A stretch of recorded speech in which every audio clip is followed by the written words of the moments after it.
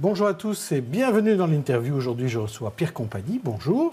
Bonjour. Député bruxellois CDH. Deux bonnes nouvelles sportives pour vous aujourd'hui, Pierre Compagnie. D'abord, le Tour de France qui débarque à Bruxelles en 2019 pour fêter les 50 ans de la victoire d'Eddy Merckx. C'est une bonne nouvelle pour Bruxelles, ça. Ben, formidable, parce que j'apprécie beaucoup aussi Eddy Merckx. Ça fait partie, je crois, des monuments sportifs de notre pays.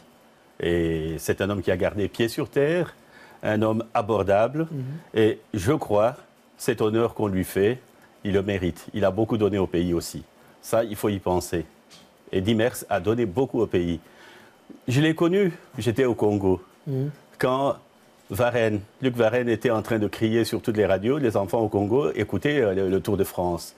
Et j'ai appris à connaître Eddy Merckx par là. Et quand je suis venu en Belgique, je m'en suis rapproché. Et j'ai pu constater que c'est un homme formidable. Et il le mérite.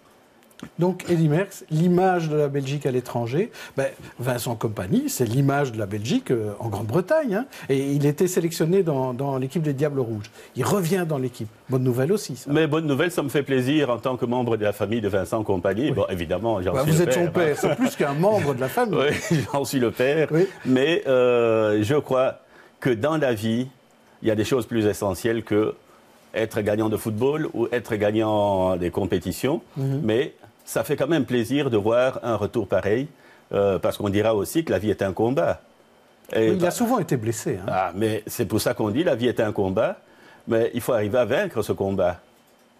Contre soi-même, contre ses propres problèmes, et aussi penser qu'il y a la générosité des uns et des autres qui peut être aussi agréable dans toutes les difficultés. Et moi, je crois que ce qu'il fait son retour et sa sélection, ça ne peut faire que du bien à la nation. Mais aussi, vous avez dit que Vincent est connu en Angleterre. Oui. Mais attention, attention, Vincent fait le tour du monde. Hein. Hier, j'étais avec ceux de l'ambassade des États-Unis. Dès qu'ils ont appris que j'étais le père de Vincent, ils ont directement rappelé le match de la Coupe du Monde, où leur gardien fut le héros pour leur pays. C'est vrai. Donc voilà, et Vincent, grâce à Vincent aujourd'hui, quand la Belgique joue, ben vous avez déjà le Congo qui regarde, et les autres internationaux qui viennent d'Afrique et d'ailleurs font que la Belgique ne joue plus devant 11 millions d'habitants. La Belgique joue au moins plus de 100 millions d'individus qui regardent. Hein. On voit que vous êtes fiers et vous avez raison. Alors, autre sujet d'actualité, plus triste celui-là, c'est cette histoire de deux sœurs Ducle, une qui a quitté la Syrie et qui est revenue et qui est emprisonnée maintenant pour affaire de terrorisme, et l'autre qui a disparu, on ne sait pas où elle est. On pense peut-être qu'elle est partie en Syrie, elle a 14 ans. On a l'impression d'un retour à la case départ. On parlait beaucoup des retournises, et maintenant on reparle de gens qui partiraient pour la Syrie. C'est une triste réalité, ça. La réalité, comme vous la décrivez, est triste. Et comme nous la vivons, elle est très triste, avec tout ce qu'on a connu, les attentats et autres. Mais il y a un problème sérieux. Nous sommes des parents. La plupart de ceux qui peuvent juger tous ces jeunes gens sont des parents. Mettons-nous à la place des parents à qui appartiennent ces enfants. Ces hommes et ces femmes n'ont jamais rêvé que leurs enfants aient ça comme trajectoire de la vie. Malheureusement, la vie fait que, excusez-moi du mot, certains imbéciles polluent l'existence de tous ces jeunes. Moi, j'ai eu la chance d'enseigner aux arts et métiers. Donc, imaginez, j'ai enseigné aussi aux arts et métiers d'Erqueline. Donc, les populations, j'en connais. Et je ne suis pas sûr. Et moi, j'ai eu à gérer la guerre de l'Irak. J'étais enseignant. Et il faut être capable de parler aux enfants. Est-ce que tous les enseignants ont la capacité de parler aux enfants quand eux-mêmes, parfois, ne savent pas où se situer, où se trouvent les problèmes? Alors, je crois que pour cette gamine qui est partie, et sa sœur qui a déjà, j'oserais dire le mot, déconné, il y a une justice. Nos lois doivent être bien appliquées par rapport à toutes ces déviations, mais il faut qu'il y ait un correctif. Des gens capables de parler à tous ceux qui sont partis et qui sont revenus, les poursuivre, les suivre de près, et apprendre aux parents aussi, ça c'est la responsabilité des parents. Moi je vais dire, ça va faire mal, ça va peut-être faire mal. J'aurais été un parent des enfants qui font des choses pareilles, qui reviendraient chez moi, j'irais chercher la police la nuit, pour venir le prendre de chez moi, quitte à ce qu'on m'arrête avec lui pour qu'on aille parler ensemble en prison, que je puisse lui dire ce que je pense. Et ça aurait été très simple. Il faut qu'on ait la capacité de dire, ça ne va pas, je ne sais pas gérer ça tout seul, que ceux qui gèrent la société viennent voir. Je sais que les femmes l'ont déjà fait. Les femmes l'ont montré plus d'une fois. Les maires l'ont montré plus d'une fois. Mais on ne les a pas suivis. On ne les a pas suivis. Et ça, c'est encore un problème de société. Alors, il y a un projet de votre président, le président Ludgen, qui est de faire un service citoyen obligatoire. Est-ce que c'est une manière de répondre, finalement, à ces situations difficiles d'enfants radicalisés, de jeunes radicalisés? Il veut que d'ici 2025, les 18-30 ans fassent un service citoyen obligatoire, d'un minimum de 2 mois jusqu'à 1 an. Et donc, essayer de recréer une espèce de rituel comme avant le service militaire, de mixer tout le monde dans ce service citoyen. C'est ça? Je lui donnerai totalement raison. Je lui donnerai totalement raison. Je crois qu'il y a un gap depuis qu'on a arrêté cette façon, je ne dirais pas de mixer les jeunes, mais la façon qui était ce passage à l'armée, où les jeunes, pendant un temps, oubliaient la société familiale, finissaient à apprendre à se connaître, se reconnaître dans certaines valeurs, qui seront les leurs plus tard. Et j'en vois beaucoup, qui sont d'origine de ceux dont on reproche aujourd'hui parfois d'être mêlés à des problèmes d'attentats. Ceux qui sont passés par l'armée, eh ben, tu trouveras que très souvent, qui sont passés par ce service, ils connaissent le pays, ils connaissent d'autres personnes, ils n'auraient jamais pu quitter de Bruxelles, aller se trouver à Marche-en-Famenne, ils y étaient. Ils n'auraient jamais pu quitter de Bruxelles, se retrouver en Allemagne, ils y étaient.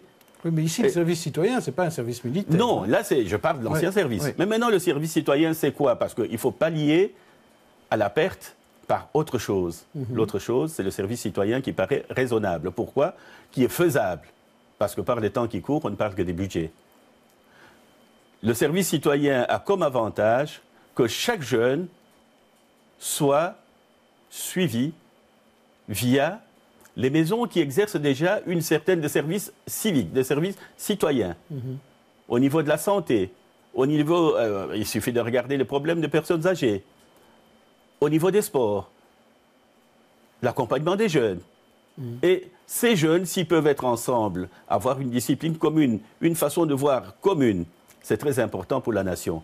C'est parce qu'ils n'ont pas cette façon de voir commune que l'on en arrive à des choses qui n'intéressent personne, qui n'intéressent que ceux qui dévient.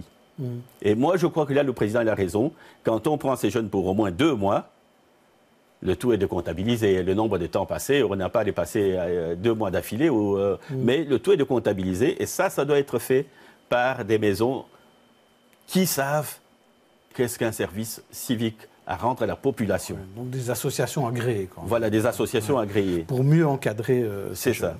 Donc ça, c'est un projet déposé à la Chambre, on verra ce qui devient. Alors un autre projet, une espèce de monstre du Loch Ness, maintenant, c'est ce plan taxi. Alors vous êtes membre de la commission des infrastructures. Hier, vous avez entendu des taximens et responsables d'Uber qui parlent.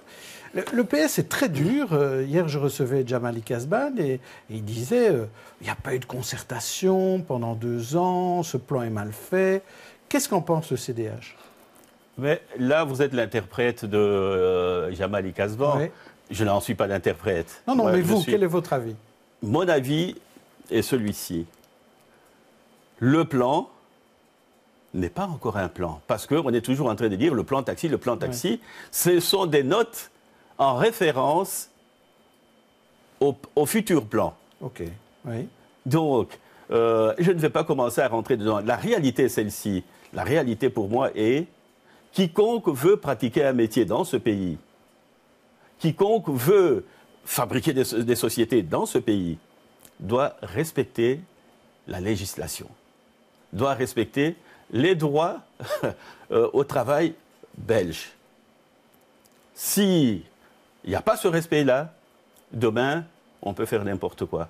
Et le problème qui est là... Donc ça, c'est un message pour Uber et pour les taxis pirates. Oui. Maintenant, vis-à-vis des sociétés de taxi, l'idée est d'avoir des licences individuelles plutôt que des licences pour les entreprises. Qu'est-ce que vous en pensez? Je vous prends un témoin.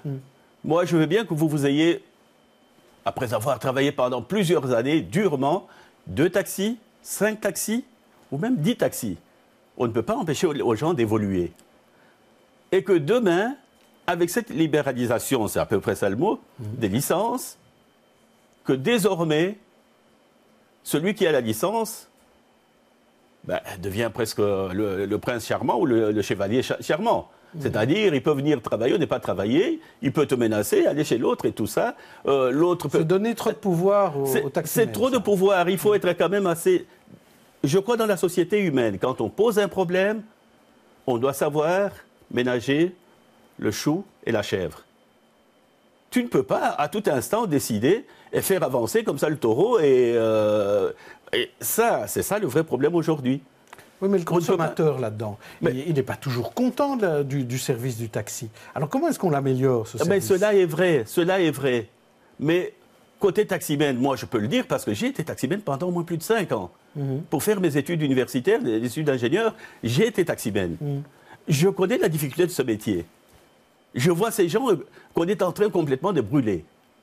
Alors, je dis tout simplement que pour améliorer les services, au lieu de dépenser l'argent à beaucoup de choses qui ne servent à rien, mais qu'on leur donne la possibilité de faire de la publicité utile. C'est-à-dire, ces gens, ils ont tous les programmes que l'autre amène. Les autres qui viennent les applications. Ils ont des applications. Ils ont des applications. Qui les utilisent, c'est ça. Mais comment peux-tu faire utiliser ton application si ton application n'a pas un certain impact médiatique? Et d'ailleurs, aujourd'hui, bon, je n'ai pas cité de nom, mais chaque fois qu'on cite les noms des autres, on a fait la publicité. Et les autres, ils ont des moyens, je dirais, à l'infini. Donc, ils peuvent faire tarder le train. Le train partira en retard, il n'y a pas de problème. Mais s'il est en retard, c'est tous les mini-taximènes là qui finissent par payer très cher. Merci Pierre Compagnie, notre temps est écoulé. Je vous retrouve demain pour une autre interview. D'ici là, bonne journée et bonne soirée. Merci beaucoup. Merci.